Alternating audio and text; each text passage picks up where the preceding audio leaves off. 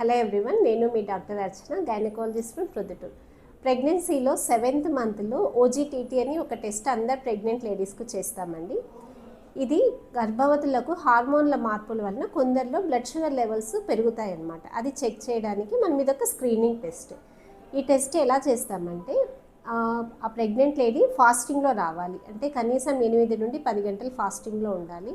మీరు మార్నింగ్ 6:30, 7 కల్లా హాస్పిటల్కి వచ్చేయచ్చు.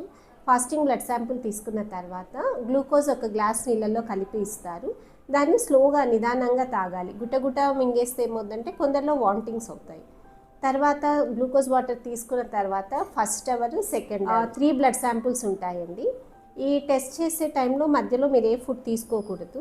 ఒకవేళ మీకు ఏదైనా కళ్ళు తిరిగినట్లు అలా అనిపిస్తే వెంటనే తెలియజేస్తే టెస్ట్ కావాలంటే అబాండన్ చేయొచ్చు ఆ రోజుటికి.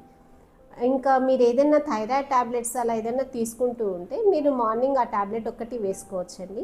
ఈ 8 to 10 అవర్స్ ఫాస్టింగ్ టైంలో ప్లెయిన్ వాటర్ తీసుకోవచ్చు, అంతేగాని ఫ్రూట్ జ్యూసెస్ కానీ, మజ్జిగ కానీ, వేరే ఫుడ్ ఐటమ్స్ కానీ ఏది తీసుకో. ఇన్ఫర్మేషన్ హెల్ప్ఫుల్ అయితే మాత్రం తప్పకుండా నా ఛానల్కు సబ్స్క్రైబ్ చేసుకోండి. Thank you.